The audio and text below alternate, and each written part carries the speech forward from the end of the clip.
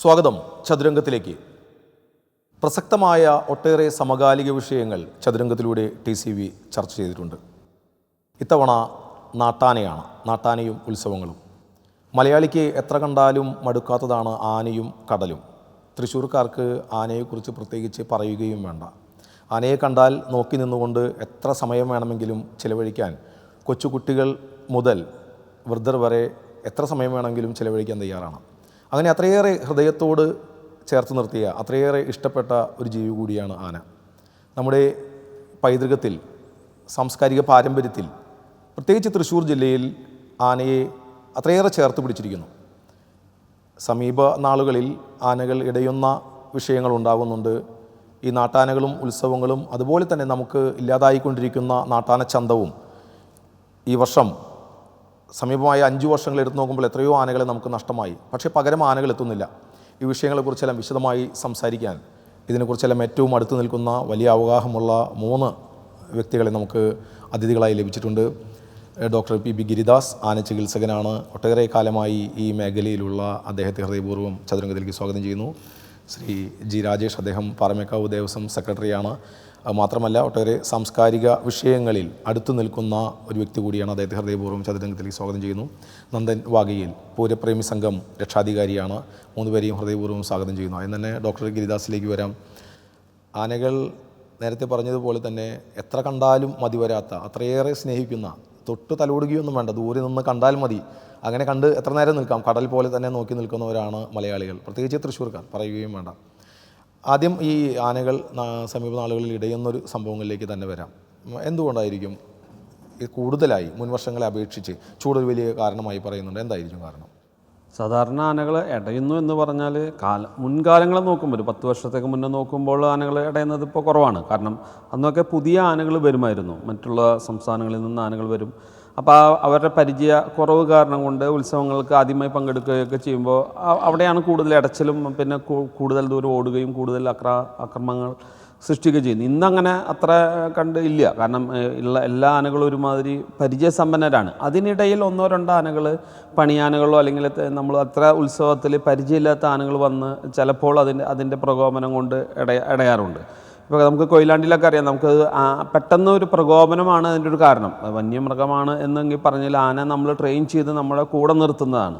പാപ്പന്മാർ അതിന് കൊണ്ടു നടക്കുന്നു. പെട്ടെന്ന് ആര് തന്നെ ആയാലും ഒരു അപശബ്ദങ്ങൾ പെട്ടെന്നുണ്ടായാലും ഒരു പ്രതിഷേധം അല്ലെങ്കിൽ പ്രകോപനം ഉണ്ടാവാൻ സാധ്യതയുണ്ട്. അങ്ങനെയാണ് അവിടെ വന്നതും. പിന്നെ അവിടുത്തെ സാഹചര്യം അനുസരിച്ചാണ് അവിടുത്തെ ആക്സിഡൻ്റ് ഉണ്ടാവുന്നത്.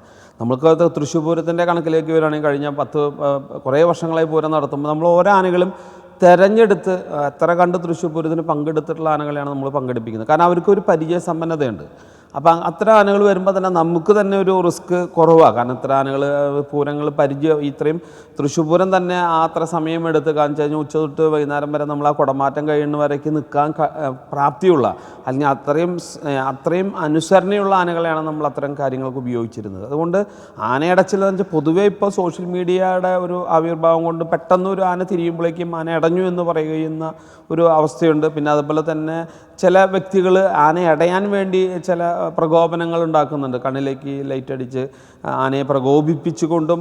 അതെന്താണെന്ന് വെച്ച് കഴിഞ്ഞാൽ ഇന്നത്തെ ഒരു സാഹചര്യത്തിൽ നമുക്ക് ആന എഴുന്നള്ളിപ്പ് നിർത്തലാക്കാൻ തന്നെ പ്രവർത്തിക്കുന്ന ചില സംഘടനകളുണ്ട്. അവരുടെയൊക്കെ ആവിർഭാവം കൊണ്ട് തന്നെ അവരുടെ ആവശ്യം എന്താ വെച്ചാൽ റോബോട്ടിക് ആന മാത്രം മതി. അവർ ഒരു ബയോളജി അല്ല, റോബോട്ടിക്കായിട്ടുള്ള ഫിസിക്സ് ആണ് അവർ ഉപയോഗിക്കുന്നത്.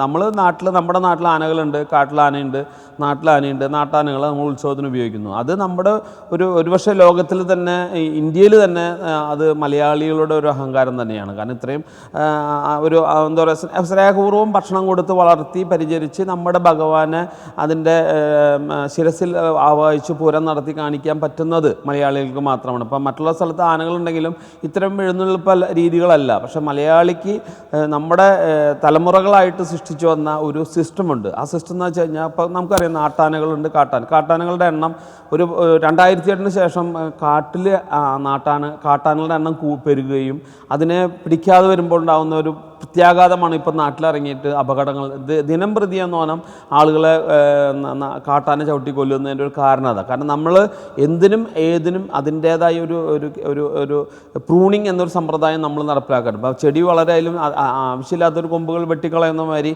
കാട്ടിലെ ആനകൾ കൂടുമ്പോൾ അതിനെ നമ്മൾ ആവശ്യത്തിനനുസരിച്ച് അതിനെ കൺട്രോൾ ചെയ്യണം. കാരണം ഇതൊരു മെഗാ ഹെർബിയോറാണ്. അതിനെ അറ്റാക്ക് ചെയ്യാൻ വേറെ അനിമൽസിനൊന്നും സാധിക്കില്ല പെട്ടെന്ന്. മാനിനെ പുലി പിടിച്ചു തിന്നുന്നു അല്ലെങ്കിൽ കടുവ പിടിച്ചു തിന്നുന്നു. പക്ഷേ ആനേനെ അങ്ങനെ അത്ര പോയിട്ട് അങ്ങനെ പിടിച്ചു തിന്നാൻ പറ്റില്ല. പിന്നെ ഒരു ചെറുപ്രായത്തിലുള്ള കുട്ടികളൊക്കെ പിടിച്ചു തിന്നാതല്ലാതെ വലുതായി കഴിഞ്ഞാൽ പിന്നെ അവർ അത് ആ കാടിൽ ഒരു മെഗാ ഹെർബിയോറായിട്ട് നിൽക്കുകയാണ്. അപ്പോൾ അതിൽ നമ്മുടെ ആൻസസ്റ്റേഴ്സ് തന്നെ കാലങ്ങളായിട്ട് ഇപ്പം ഇന്നൊന്നിലും തുടങ്ങിയതല്ല, വർഷങ്ങളായിട്ട് ആന നമ്മുടെ സന്തത സഹചാരിയായിട്ട് വരുന്നതാണ്. അപ്പോൾ അതിനെ അങ്ങനെ ട്രെയിൻ ചെയ്തെടുത്തത് കൊണ്ടാണ് ഇപ്പോൾ കൊമ്പനാനകൾ കേരളത്തിൽ കൂടുതലുള്ളത്. കാരണം നമ്മൾ പിടിയാനകളെ പിടിക്കാറില്ല. പിടിയാന എന്ന് വെച്ചാൽ കാട്ടിൽ തന്നെ നമ്മളത് ബ്രീഡിങ്ങിന് വിട്ടുകൊടുക്കും. പിന്നെ മുഴയാനയുണ്ട് ബ്രീഡ് ചെയ്യാനായിട്ട് സൗകര്യത്തിന്. കൊമ്പനാനകളെ നമ്മൾ ഇതിന് യൂസ് ചെയ്യുമ്പോൾ ഒരു സമത്വം നമ്മൾ പാലിക്കുമായിരുന്നു. ഇപ്പോൾ ആ ഒരു ഗവൺമെൻറ്റിൻ്റെ ഭാഗത്ത് നിന്ന് ആനപ്പെടുത്തമില്ല. മറ്റുള്ള സംസ്ഥാനങ്ങളിൽ നിന്ന് ആനകളെ കൊണ്ടുവരാൻ ഇപ്പോൾ ഓർഡറായി. അതിപ്പോൾ കഴിഞ്ഞ ഹൈക്കോടതി സ്റ്റേ ചെയ്ത് സുപ്രീം കോടതി സ്റ്റേ വെക്കേറ്റ്. അപ്പോൾ ഇനി നമുക്ക് മറ്റുള്ള സംസ്ഥാനങ്ങളിൽ നിന്ന് ആനകളൊക്കെ വന്നു തുടങ്ങാനുള്ള സാധ്യത വന്നിട്ടുണ്ട്. അപ്പോൾ അങ്ങനെ വരുമ്പോൾ അവരെ ഇനി പരിചയപ്പെടുത്തിയെടുക്കണം. കാരണം വെച്ച് കഴിഞ്ഞാൽ അവരൊരു 5-6 വർഷം എടുക്കും ഉത്സവങ്ങളിലേക്ക് എത്തിപ്പെടാനായിട്ട്. അപ്പോൾ ഇപ്പം തന്നെ തുടങ്ങിയാൽ മാത്രമാണ് നമുക്ക് വരാൻ പോകുന്ന പൂരങ്ങളിൽ, ഇപ്പോൾ 2030 പൂരം നടത്തണമെങ്കിൽ നല്ല ആനകൾ ഉണ്ടാവണമെങ്കിൽ പുറത്തുനിന്ന് ആനകൾ വന്ന് അവരെ നല്ല രീതിയിൽ ട്രെയിനിങ് കൊടുത്തിരിക്കണം. അപ്പോൾ അതിൻ്റെയൊക്കെ ഒരു തുടക്കം ഇനി നമ്മൾ ചെയ്തേ പറ്റൂ. കാരണം നമ്മുടെ ജനറേഷൻ കഴിഞ്ഞാൽ അടുത്തൊരു ജനറേഷനിലേക്ക് അത് ഒരു വലിയൊരു തുടർ കഥയായിട്ട് വരേണ്ടതുണ്ട്.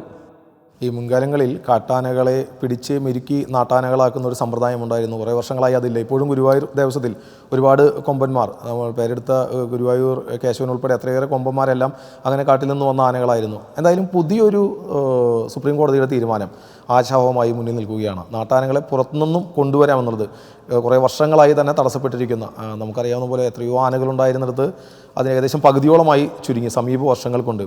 ആ ഒരു പ്രതീക്ഷ എങ്ങനെ കാണുന്നു?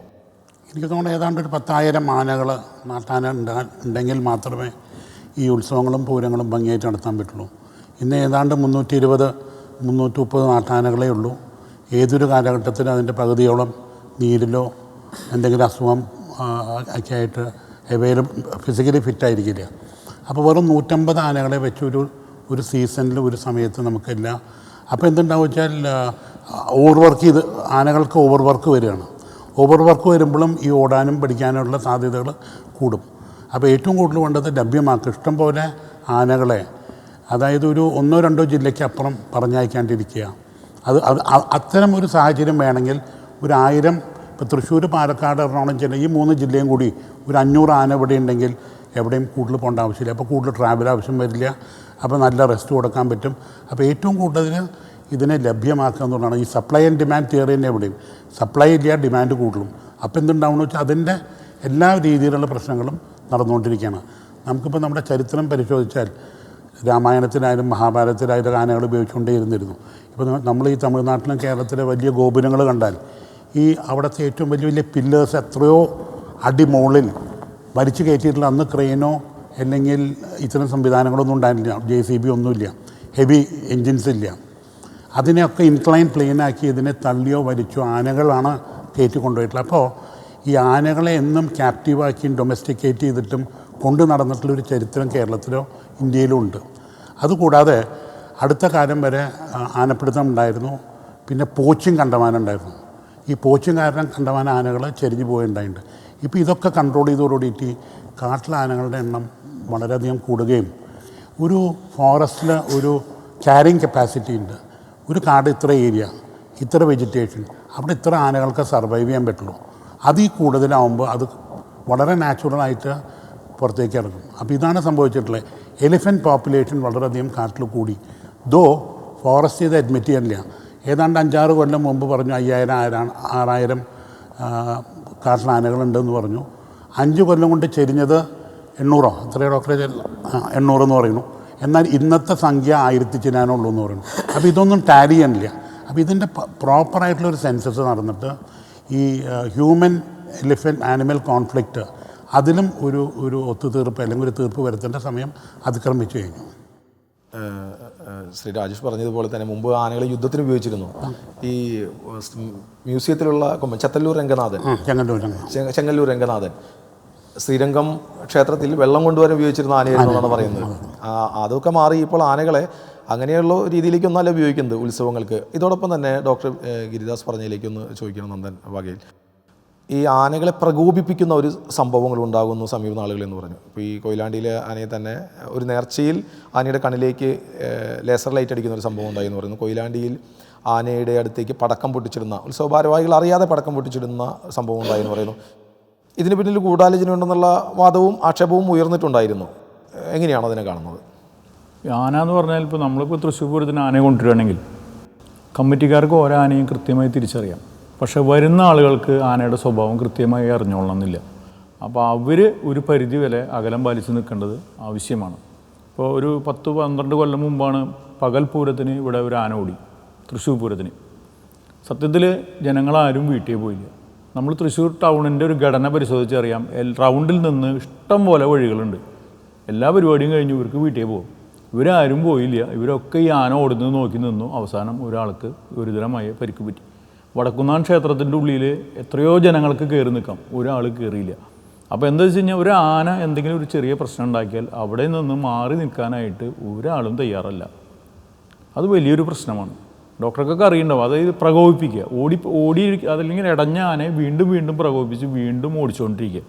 അങ്ങനെ പല സ്ഥലങ്ങളിലും ഇപ്പോൾ കാണുന്നൊരു പ്രവണതയാണ്. ആന എണ്ണങ്ങൾ കുറഞ്ഞു. അതായത് പരിചയസമ്പന്നനായിട്ടുള്ള ആനകളില്ല.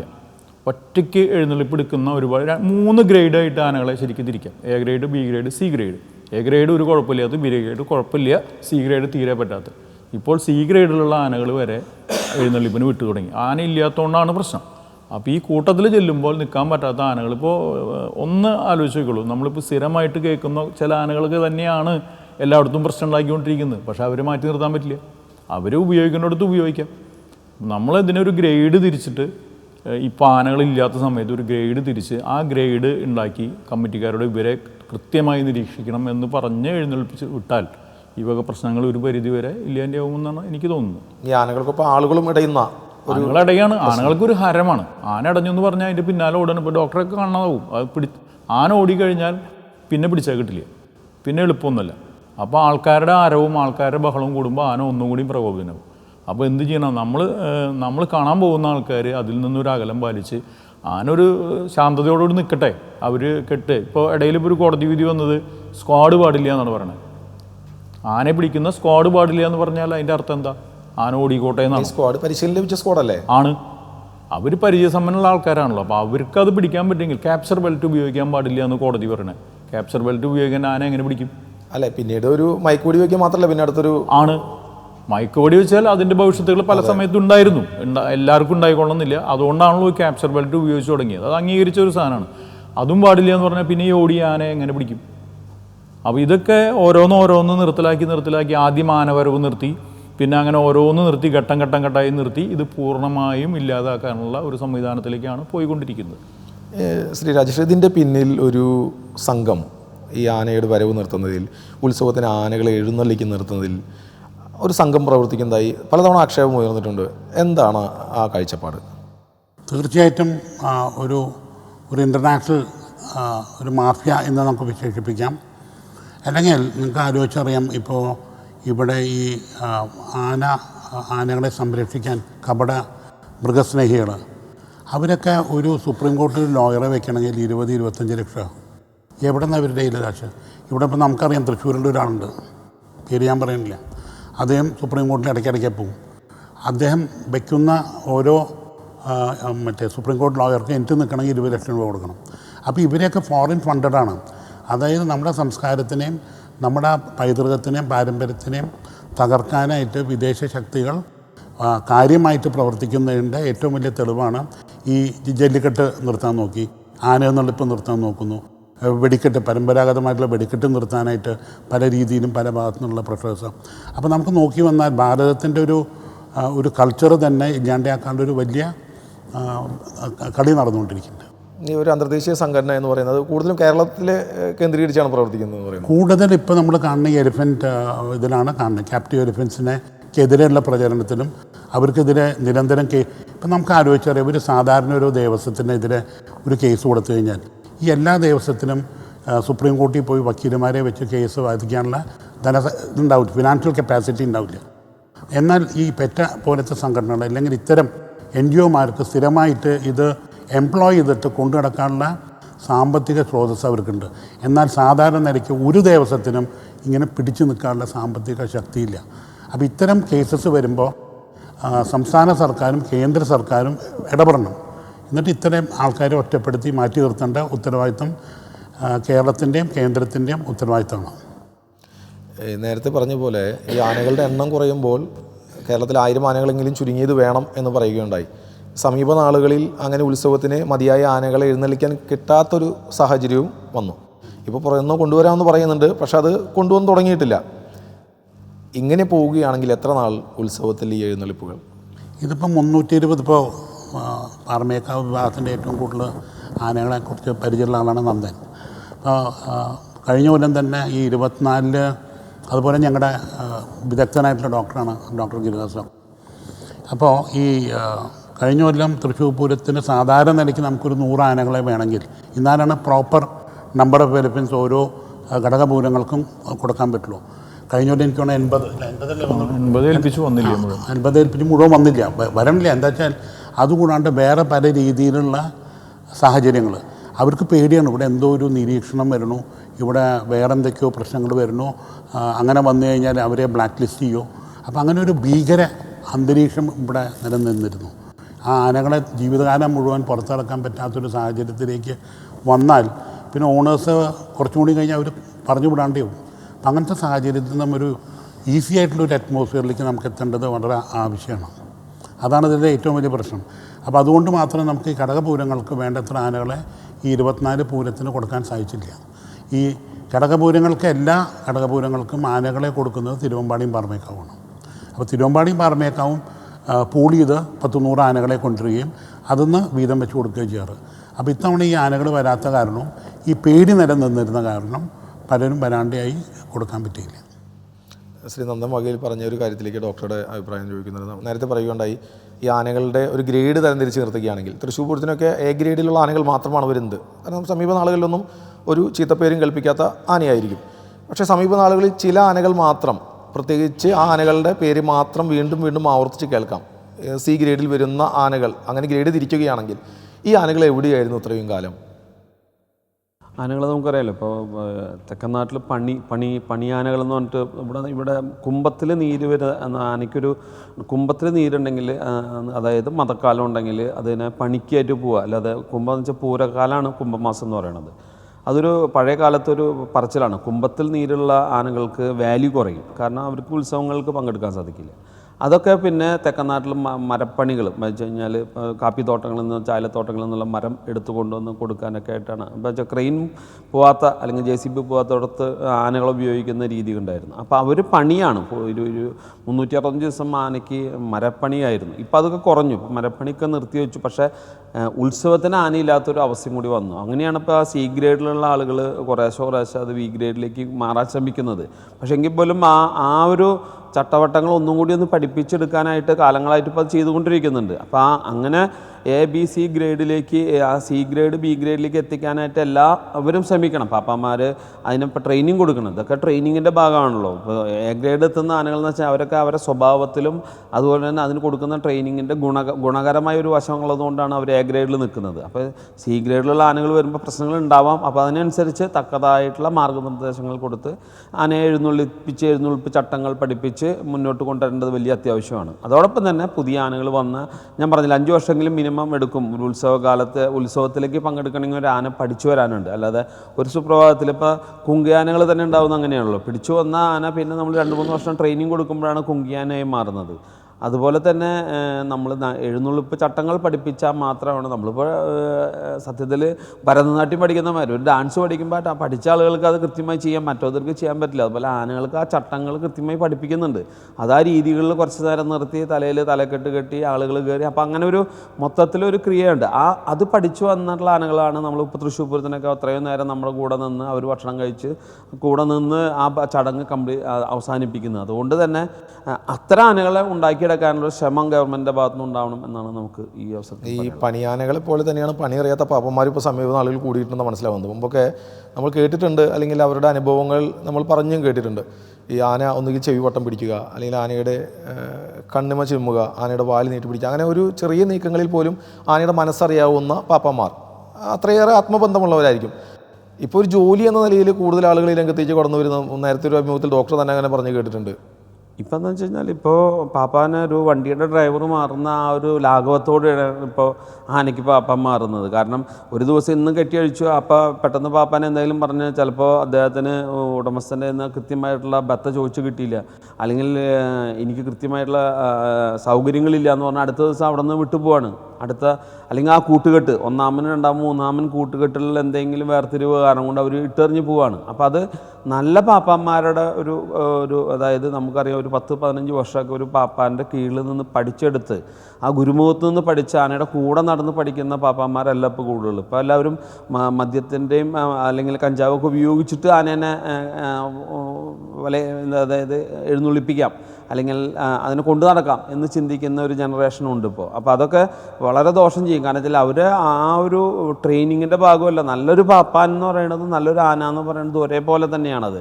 അപ്പോൾ പാപ്പാൻ്റെ ട്രെയിനിങ് കിട്ടാത്തത് ഇപ്പോൾ കാലങ്ങളായിട്ട് ഇവിടെ ഒരിക്കലും ട്രെയിനിങ് കൊടുക്കുന്നില്ല, ആരും ട്രെയിനിങ് കൊടുക്കുന്നില്ല. പണ്ടൊക്കെ നമ്മൾ ട്രെയിനിങ് കൊടുത്തിരുന്നു. ഒരു 10-20 വർഷം മുന്നെയൊക്കെ 10-30 ദിവസത്തെ ട്രെയിനിങ് പ്രോഗ്രാമൊക്കെയാണ്. ഇപ്പോൾ അതൊന്നുമില്ല. ഇപ്പോൾ ഒരു 3 ദിവസത്തെ ട്രെയിനിങ്, ആനയെ കാണിച്ചു കൊടുക്കുന്ന ഒരു ട്രെയിനിങ് പ്രോഗ്രാം മാത്രമേ ഉള്ളൂ. ആനയുടെ മരത്തിൽ കയറാൻ അറിയുമെന്ന് ചോദിക്കുള്ളൂ, മരത്തിൽ കയറേണ്ട ആവശ്യമില്ല. അങ്ങനെ മാറിയിരിക്കുക. അപ്പോൾ അതിൽ നിന്നൊരു മാറ്റം വരണം. നല്ല താല്പര്യമുള്ള ആനയെ ഇഷ്ടമുള്ളവർ കയറി മുന്നോട്ട് വരണം. അവർക്ക് ആവശ്യമായ ട്രെയിനിങ് കൂടെ നമുക്ക് കൊടുക്കാൻ സാധിക്കണം എന്നാണ് എനിക്ക് തോന്നുന്നത്. ഈ ആനയുടെ ഏറെ കാരണങ്ങൾ പറയുന്നുണ്ടായി, ചൂട് പറയുകയുണ്ടായി, അതുപോലെ തന്നെ ഈ സി ഗ്രേഡ് ആനകൾ, പണിയറിയാത്ത പാപ്പന്മാർ, ആളുകളുടെ പ്രകോപനം, ഈ ലൈറ്റ് അടിക്കുന്ന പോലുള്ള സംഭവങ്ങളൊക്കെ തന്നെ. അതുപോലെ തന്നെ ഈ തുടർച്ചയായിട്ടുള്ള ആന എഴുന്നള്ളിപ്പുകൾ, അതും ഇതിൻ്റെ കാരണമായിട്ട് വരുന്നുണ്ടോ? ഇപ്പോൾ ഈ ആനകളുടെ എണ്ണം കുറയുമ്പോൾ സ്വാഭാവികമായിട്ടും എല്ലായിടത്തേക്കും ആനകളെ എത്തിക്കാൻ ശ്രമിക്കും. ഉത്സവ കമ്മിറ്റികളുടെ ആവശ്യമാണ്. ഒപ്പം തന്നെ അതിന് സഹകരിക്കാൻ ഉടമകളും തയ്യാറാവും. തുടർച്ചയായിട്ടുള്ള എഴുന്നള്ളിപ്പുകൾ ആനയ്ക്ക് മാത്രമല്ല പാപ്പാനും ക്ഷീണമുണ്ടാവും. കാരണം വെച്ച് കഴിഞ്ഞാൽ ഉറക്കം അല്ലെങ്കിൽ ക്ഷീണം ഉണ്ടാവും. ചില ആനകളൊക്കെ ഉത്സവത്തിന് വന്ന് നിന്നിട്ട് ഉറങ്ങേണ്ട ഒരു അവസ്ഥ വരികയാണ്. അപ്പോൾ അതൊക്കെ നമ്മളിപ്പോൾ പുതിയ കാര്യങ്ങൾ അവരെ പറഞ്ഞ് മനസ്സിലാക്കി ദിവസം ഒരു ക്രമീകരിക്കാൻ, ആഴ്ചയിൽ 1-2 ദിവസം റെസ്റ്റ് കൊടുത്തിട്ട് ആന എഴുന്നള്ളിക്കുന്ന രീതി, അത് വലിയ ഗ്രേഡുള്ള ആനകളൊക്കെ ഇപ്പോൾ അങ്ങനെയാണ്. ഒരു 2 ദിവസമൊക്കെ റെസ്റ്റ് കൊടുത്തിട്ടാണ് എഴുന്നള്ളിക്കുന്നത്. കാരണം ആനയ്ക്ക് അസുഖം വരാതിരിക്കും വേണമല്ലോ. കാരണം കണ്ടിന്യൂസ് ആയിട്ട് സ്ട്രെസ്സ് വന്നു കഴിഞ്ഞ് കഴിഞ്ഞാൽ ആനയ്ക്ക് എന്തെങ്കിലും എരണ്ടക്കെട്ട് പോലത്തെ അസുഖങ്ങൾ കയറി വരാൻ സാധ്യതയുണ്ട്. അപ്പോൾ അതുകൊണ്ടൊക്കെ ആവശ്യത്തിനുള്ള വെള്ളം, ഇപ്പോൾ നമുക്ക് ശുദ്ധജലം കിട്ടാനായിട്ടുള്ളൊരു ബുദ്ധിമുട്ടുണ്ട്. ചില സ്ഥലങ്ങളിലൊക്കെ പോയി ആനയ്ക്ക്, ഇപ്പോൾ പണ്ടൊക്കെ ആനകൾക്കൊക്കെ വെള്ളം കൊടുക്കാൻ വീട്ടുകാരൊക്കെ ഇഷ്ടപ്പെടുന്നു. ഇപ്പോൾ ഇവരുടെയൊക്കെ പാപ്പാന്മാരെയൊക്കെ സ്വഭാവം കാരണം കൊണ്ട് അവർക്ക് വെള്ളം തന്നെ കൊടുക്കുന്നില്ല. അപ്പോൾ എന്ന് വെച്ച് കഴിഞ്ഞാൽ അങ്ങനത്തെ ഒരു അവസ്ഥയിലേക്ക് വന്നിരിക്കുക. കാലത്തിൻ്റെ ഒരു പ്രത്യേകതയാണ്. അപ്പോൾ അതുകൊണ്ട് ആനകളെ നമുക്കിഷ്ടമാണ്, പൊതുജനങ്ങൾക്കൊക്കെ ഇഷ്ടമാണെങ്കിൽ പോലും അവർ ആനേനെ കയറ്റി നിർത്താനൊന്നും ഇപ്പോൾ പഴയ മാതിരി, അല്ലെങ്കിൽ നല്ല പറമ്പുകളൊക്കെ ഉണ്ടായിരുന്നു. ആന നടന്നു പോകുമ്പോൾ ഇപ്പോൾ ലോറിയിൽ ചെല്ലുക, ഇറങ്ങുക, കാര്യം നടക്കുക, അടുത്ത ലോറിയിൽ കയറുക, തിരിച്ചു പോരുക, അങ്ങനത്തെ ഒരു ചടങ്ങൊക്കെ. അതിലൊന്നും ഇടപെടുന്നുണ്ട്. ഈ നടത്തക്കുറവ് കുറേ കാരണമായിട്ട് പറയുന്നുണ്ട്. ആനയുടെ ഭക്ഷണം ദഹിക്കുന്നില്ല, അല്ലെങ്കിൽ മുൻകാലങ്ങളിൽ ഒരുപാട് കിലോമീറ്ററുകൾ നടത്തിക്കൊണ്ട് പോകാറില്ല. ഇപ്പോൾ എല്ലായിടത്തും ലോറിയിലേക്കാണ്. അത് ഗുണമോ ദോഷമോ? അത് ശരിക്കും നമുക്ക് ആനയ്ക്ക് എക്സസൈസ് വേണമല്ലോ. കാരണം ഇത്രയും ശരീരഭാരമുണ്ട്. അപ്പോൾ അതിന് നടന്നു കഴിഞ്ഞാൽ തന്നെയാണ് അതിൻ്റെ ആ ശരീരം മൊത്തം അനങ്ങി കഴിഞ്ഞാൽ. അത് മനുഷ്യരായാലും അങ്ങനെ തന്നെ. എക്സസൈസ് എന്ന് പറയുന്നത് ഒരു പ്രധാനമുള്ളൊരു ഘടകമാണല്ലോ. അപ്പോൾ അത് ആനയിലാന്ന് വെച്ച് കഴിഞ്ഞാൽ വണ്ടിയിൽ നിന്ന് ഇത്രയും വലിയ ശരീരം കുലുങ്ങിയൊക്കെ പോകുമ്പോൾ അതിനൊരു പ്രോപ്പറായിട്ടുള്ളൊരു ഡെയിലി ഇത്ര കിലോമീറ്റർ നടക്കാനുള്ളൊരു സമയം അതിന് കിട്ടുന്നില്ല. ഉത്സവ സമയത്ത് പോയാൽ അധികം ദൂരം നടക്കാതെ ഒരു സ്ഥലത്ത് നിൽക്കുന്ന ഒരു ഇതാണല്ലോ. അപ്പോൾ അതിന് പകരമായിട്ട് നമ്മളിപ്പോഴും ഉടമസ്ഥരുടെ അടുത്ത് പറയുന്നത് ഒരു 2 കിലോമീറ്റർ ദൂരെ വണ്ടി നിർത്തിയിട്ടൊന്ന് നടത്തി അവിടെ അമ്പലത്തിൽ കൊണ്ടുപോവുകയാണെങ്കിൽ അപ്പോൾ ആനയ്ക്കൊരു നടത്തുമായി, ആ ഒരു എക്സസൈസുമായും ചെയ്തു. അപ്പോൾ ആനയ്ക്ക് ആ ഉണർവും ഉന്മേഷമൊക്കെ വരാൻ സാധ്യതയുണ്ട്. അപ്പോൾ അതിൻ്റെ ഒരു കുറവും. പിന്നെ അടുത്ത ദിവസം തന്നെ അറിയാം, ചെരുപ്പടിയൊക്കെ എന്താണെന്ന് വെച്ച് കഴിഞ്ഞാൽ തേയണമെങ്കിൽ നടക്കണം, അല്ലെങ്കിൽ അത് വീണ്ടും പാദരോഗം വരാൻ സാധ്യതയുണ്ട്. അപ്പോൾ ആനകൾ നടന്ന് ചെരുപ്പടിയൊക്കെ കൃത്യമായിട്ട് തേഞ്ഞാൽ നഖമൊക്കെ ആവശ്യത്തിന് തേഞ്ഞു പോയാൽ മാത്രമാണ് നമുക്ക് അതിലെ രോഗങ്ങൾ പ്രതിരോധിക്കാൻ പറ്റുള്ളൂ. അപ്പോൾ അതൊക്കെ ഈ വണ്ടിയിൽ കയറി വണ്ടിയിൽ നിന്ന് ഇറങ്ങി നിൽക്കുമ്പോൾ അതൊക്കെ ഒരുപാട് ബുദ്ധിമുട്ടുണ്ട്. അപ്പോൾ അതൊക്കെ നമ്മൾ ഉടമസ്ഥരെ പറഞ്ഞ് മനസ്സിലാക്കിയിട്ട്, പാപ്പാമാരെ പറഞ്ഞ് മനസ്സിലാക്കിയിട്ടുണ്ട്. ഒരു 2 കിലോമീറ്ററെങ്കിലും അപ്പുറം വെച്ചിട്ട് ആനയെ ഇറക്കി നടത്തി കഴിഞ്ഞാൽ കൂളായിട്ട് ഒരു 2 കിലോമീറ്റർ നടത്താൻ കിട്ടുമല്ലോ. അങ്ങനെ ഒരു ഡെയിലി റുട്ടീൻ നമ്മൾ കളയാതെ നോക്കണമെന്ന് നമ്മൾ ഓരോരുത്തരോട് ആവശ്യപ്പെടുന്നുണ്ട്. അത് തന്നെയാണ് വേണ്ടത്. പക്ഷെ ഇപ്പം എന്താ വെച്ച് കഴിഞ്ഞാൽ ദൂരസ്ഥലത്തേക്ക് ലോറി അമ്പലപ്പറമ്പിലേക്ക് തന്നെ കൊണ്ടെത്തിച്ച് അവിടെ തന്നെ കയറ്റി കൊണ്ടുവരുന്ന രീതിയുണ്ട്. അതൊക്കെ നമ്മളൊന്ന് ശ്രദ്ധിക്കണം. കാരണം കൂടുതൽ ആനയ്ക്ക് ആവശ്യമായ ഒരു എക്സസൈസ് കിട്ടാവുന്ന രീതിയിൽ വേണം മുന്നോട്ട് പോകാനായിട്ട്. ഈ ആനയെ ഒരുപാട് സ്നേഹിക്കുന്നുണ്ട്, ആനയെ ഇഷ്ടമാണ് എന്നൊക്കെ പറയുമ്പോൾ തന്നെ ഈ പരിപാലന ചെലവ് വലിയ ഘടകമാവും. ദേവസ്വത്തിന് അറിയാമല്ലോ, പാറമേക്കാവ് ദേവസ്വത്തിന് സ്വന്തമായ ആനകളുണ്ട്. മുൻകാലങ്ങളിൽ അത്രയില്ല, ആനകളുടെ എണ്ണം കുറഞ്ഞു വരുന്നു. പാറമേക്കാവ് രാജേന്ദ്രൻ ആനക്കാരനവർ എന്നാണ് പറയുക. അതുപോലുള്ള വലിയ കൊമ്പന്മാരെ എത്രയോ വർഷങ്ങളായി പരിപാലിച്ചു കൊണ്ടുന്ന ഒരു ദേവസ്വം എപ്പോഴും മുന്നോട്ട് പോകുന്നു. പക്ഷേ ഈ പരിപാലന ചെലവും കുറേ ആളുകളെ ഇതിൽ നിന്ന് പിന്നോട്ട് പറഞ്ഞയച്ചിട്ടുണ്ട്. അല്ല, ഇതിന് അമിതമായിട്ടുള്ളൊരു പ്രോഫിറ്റ് നോക്കാണ്ട് പോയാൽ അത് വലിയൊരു അപകടമില്ല. ഞങ്ങളെ പാറമേക്കാവിനെ സംബന്ധിച്ച് നോക്കുക വെച്ചാൽ നമ്മളിതിനൊരു പ്രോഫിറ്റ് മേക്കിംഗ് സെൻറ്ററായിട്ട് നമ്മൾ കൺസിഡർ ചെയ്തിട്ടില്ല. ആനകളുടെ വെൽഫെയർ മാത്രമേ നമ്മൾ നോക്കാറുള്ളൂ. അപ്പോൾ അങ്ങനെ നമ്മൾ ഇതിൻ്റെ ഈ ഏക്കം നോക്കിയും തോന്നിയ പോലെ വീട്ടിലും നമ്മുടെ അവിടെ ദേവസ്വത്തിൽ വളരെ വ്യക്തമായിട്ട് നമ്മൾ ഇൻസ്ട്രക്ഷൻ കൊടുത്തിട്ടുണ്ട്. ആനകൾക്ക് സഫിഷ്യൻറ്റ് റെസ്റ്റ് കൊടുക്കണം. അതുപോലെ ശരിക്കും പറയുകയാണെങ്കിൽ 3-3.5 മാസമാണ് കൂടുതൽ എഴുന്നേൽപ്പുകളുള്ളൂ. ഈ മകരത്തിൽ തുടങ്ങിക്കഴിഞ്ഞാൽ മകരം, കുംഭം, മീനം, മേടാകുമ്പോഴേക്കും കഴിഞ്ഞു. ശരിക്കും പറയാച്ചാൽ ഈ 3.5 മാസത്തിൽ കൂടുതൽ ഇവിടെ വലിയൊരു ഇതില്ല. അതിനും പ്രത്യേകിച്ച് ഈ കുംഭം മീനത്തിനാണ് കൂടുതൽ എഴുന്നള്ളിപ്പ് വരിക, മകരം, കുംഭം. അപ്പോൾ ഈ 2-2.5 മാസം കഴിഞ്ഞ ആനകൾക്ക് ശരിക്കും സുഖചികിത്സയും എല്ലാവിധ റെസ്റ്റും കൊടുത്ത് നമുക്കതിനെ പൂർണ്ണമായിട്ടും വളരെ ഹെൽത്തിയാക്കി കൊണ്ടുവരാനുള്ള നടപടി എല്ലാവരും സ്വീകരിക്കേണ്ടത്.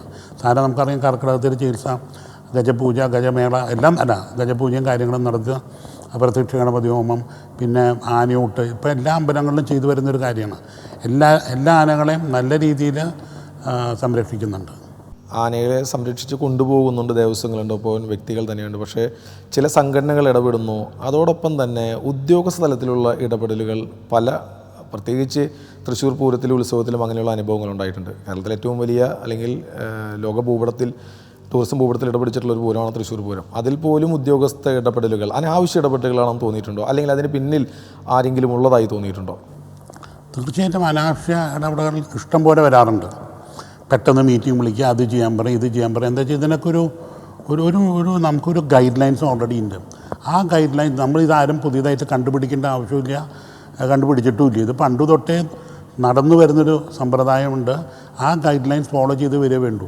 ഇപ്പോൾ ഓരോ ഡിപ്പാർട്ട്മെൻറ്റും ഒന്ന് എല്ലാവരും തലേ ദിവസമൊക്കെ ഇടപെട്ട് കഴിഞ്ഞാൽ അതൊന്നും നോക്കാൻ പറ്റില്ല. എന്തുകൊണ്ടെന്നാൽ ADM ആണ് ഇവിടെ അതോറിറ്റി. ADM പറയും ഒരു ലിസ്റ്റ് തരും, അദ്ദേഹം ഇന്ന ആനകളെ എഴുന്നള്ളിച്ചോളൂ എന്ന് പറഞ്ഞിട്ട് അത് ടാഗ് ചെയ്ത് തരും. കുറച്ച് കഴിഞ്ഞ് വേറെ ഇവിടെ നിന്ന് ഇങ്ങനെ ഒരു CCF വിളിച്ചോറ് ഈ ആന എഴുന്നള്ളിക്കാൻ പാടില്ല. വേറൊരു CCF പറയും ഞങ്ങളുടെ ഒപ്പം 100 RRDക്കാർ വന്നിട്ടുണ്ട്, അവർക്ക് അക്കോമഡേഷൻ കൊടുക്കണം. പൂരത്തിൻ്റെ തലേ ദിവസം ഇത്ര വരുന്ന ആൾക്കാർക്ക് അക്കോമഡേഷൻ ദേവസ്വങ്ങൾ എവിടെ നിന്ന് കൊടുക്കും? നമ്മൾ തന്നെ ഇത്തരം ലിമിറ്റേഷൻസിലാണ് വർക്ക് ചെയ്യുന്നത്. അപ്പോൾ ഇത്തരം പ്രഷർ കണ്ടിന്യൂസ് ആയിട്ട് വരുമ്പോൾ നമ്മുടെ തന്നെ സ്ട്രെസ് ലെവൽസ് കൂടുകയാണ്. അപ്പം നമ്മുടെ സ്ട്രെസ് ലെവൽസ് കൂടുമ്പോൾ നമ്മുടെ എല്ലാ രീതിയിലും അത് ബാധിക്കും. അപ്പം അത് ഒരു പ്രോപ്പർ ഗൈഡ് ലൈൻസ് ഉണ്ടായിട്ട് പ്രോപ്പറായിട്ട് ആദ്യം തന്നെ അത് പാലിച്ചു വന്നു കഴിഞ്ഞാൽ ഒരു പ്രശ്നം നമുക്കുണ്ട്. എന്നിട്ടും ഈ അവസാന നിമിഷങ്ങളിൽ വരെയുള്ള ഇടപെടലുകളിൽ ഒരു പ്രത്യേക താല്പര്യം കടന്നുകൂടുന്നതായി തോന്നിയിട്ടുണ്ട്. തീർച്ചയായിട്ടും. അതായത് ഇപ്പോൾ കഴിഞ്ഞ പ്രാവശ്യം ഉണ്ടായ 1-2 സംഭവങ്ങൾ ഞാൻ പറയാം.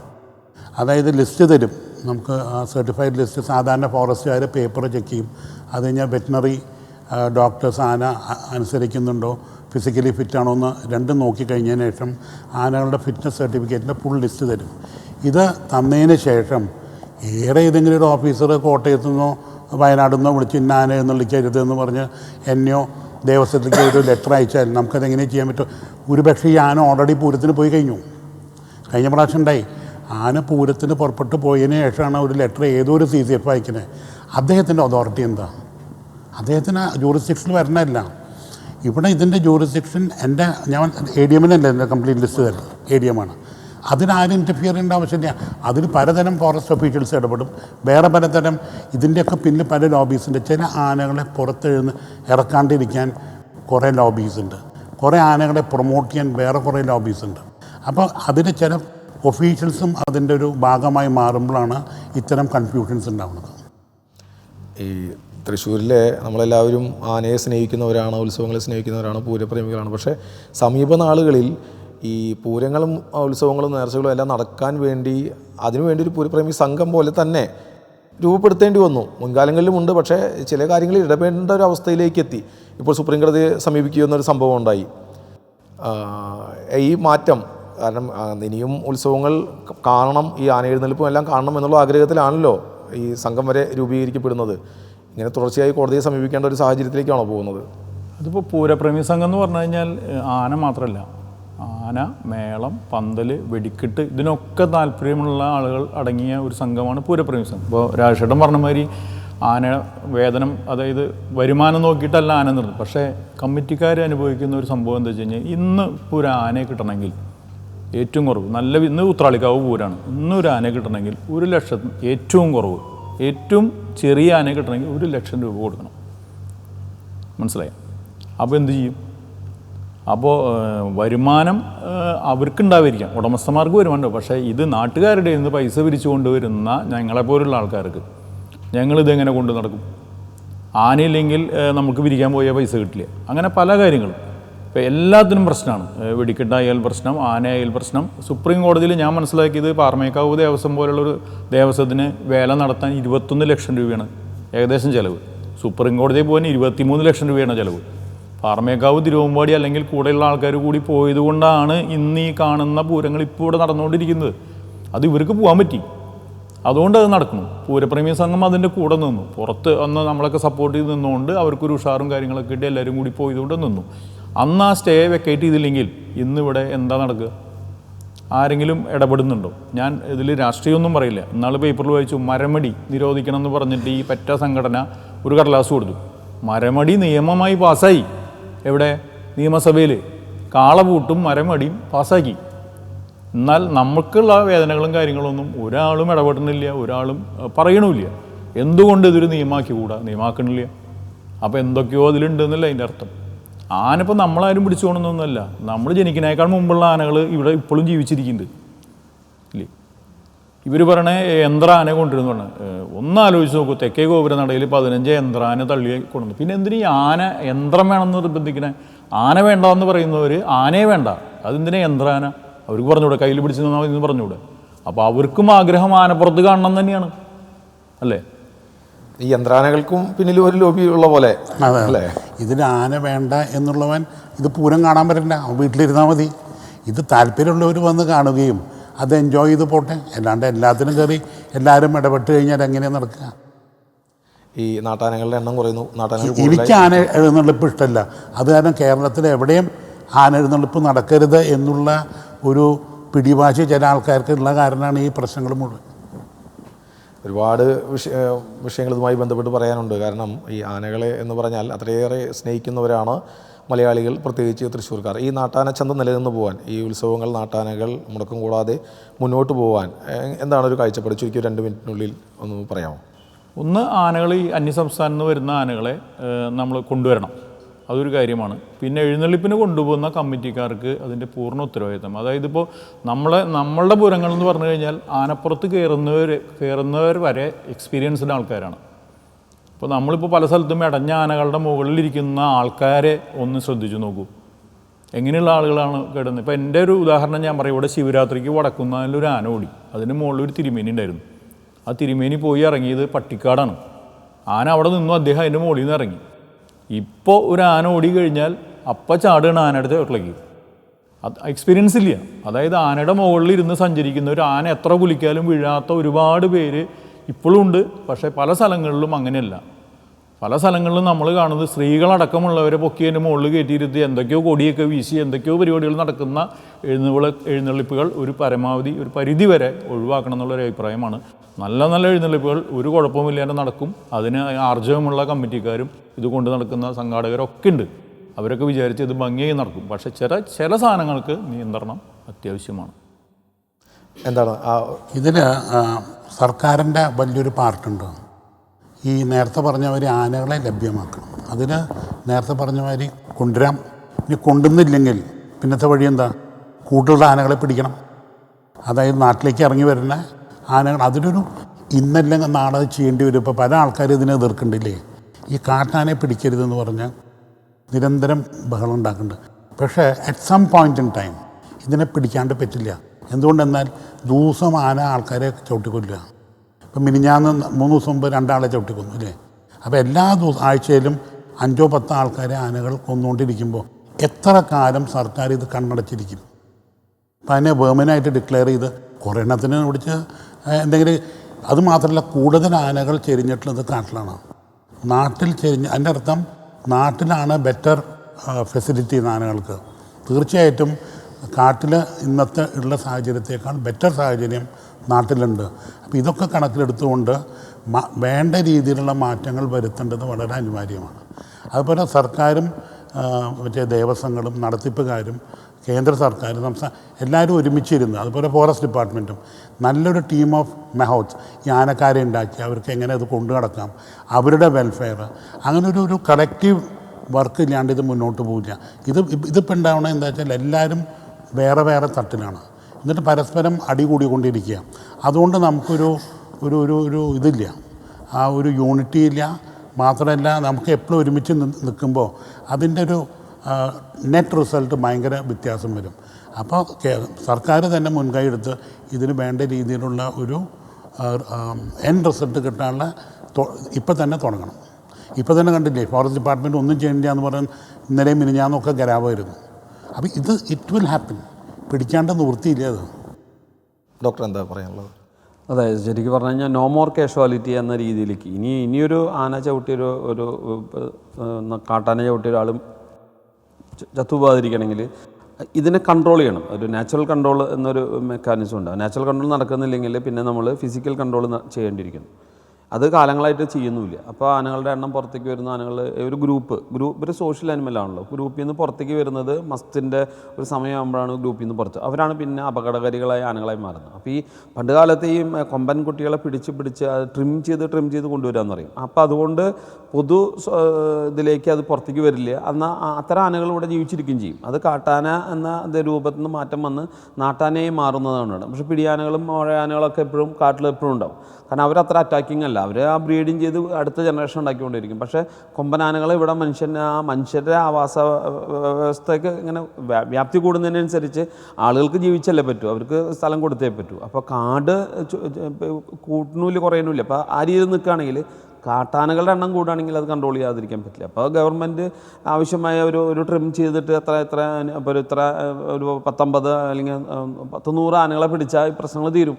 ഇനി ഈ പ്രശ്നം ഉണ്ടാക്കുന്ന ആനകളെ പിടിച്ച് അവരെ ട്രെയിൻ ചെയ്ത് കഴിഞ്ഞാൽ അവർക്ക് വേറൊരു ജീവിതം കൊടുക്കുകയും അതോടൊപ്പം തന്നെ അല്ലെങ്കിൽ അവരെ ഇപ്പോൾ കാട്ടിൽ തന്നെ പറയുക കുത്തി അങ്ങോട്ടും മത്സരിച്ച് മരണപ്പെടുകയാണ് എന്നാണ് ഇപ്പോൾ റിപ്പോർട്ട് പറയുന്നത്. അപ്പോൾ അതൊക്കെ ഒഴിവാക്കി അതിനെ നമ്മൾ യൂട്ടിലിറ്റി ആക്കി മാറ്റാം. നമ്മളൊരു ഡെവലപ്പിംഗ് കൺട്രി അല്ല. അപ്പോൾ ഇതൊക്കെ യൂട്ടിലിറ്റി ആക്കി മാറ്റുകയും അതോടൊപ്പം തന്നെ നമ്മുടെ കസ്റ്റവും ബിലീഫൊക്കെ നിലനിർത്താനും നമുക്ക് പറ്റും. അപ്പോൾ ആനകളിപ്പോൾ നമ്മളിപ്പോൾ ആസാമിൽ നിന്നോ അല്ലെങ്കിൽ അരുണാചൽ പ്രദേശിൽ കൊണ്ടുവരുന്ന ഇത്രയും പൈസ നമ്മൾ അങ്ങോട്ട് ഡ്രെയിൻ ചെയ്യല്ലേ, അതുകൂടി ഒഴിവാക്കാൻ പറ്റും. അതൊക്കെ ഇവിടുത്തെ ഗവൺമെൻറ്റിലേക്ക് തന്നെ ആ പണം പോവുകയും ആ കാട്ടിലുള്ള ഇത്ര നമ്പറിൽ കൂടുതലുള്ള നമ്മൾ എല്ലാവരും പിടിക്കാൻ പറയണില്ലല്ലോ.